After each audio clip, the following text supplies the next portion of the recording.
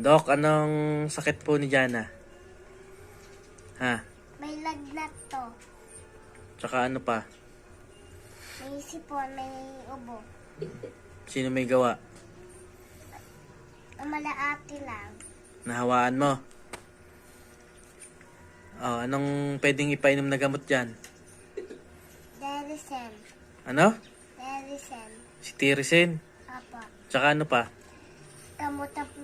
Kamuta pangling ng ubo tsaka sipon. Pampagaling ng ubot sipon. Apa. Ano yun? Ano yung tawag doon? Ang panggaling lang po ng pang-baby. Ang may ubo sipon na may lagnat.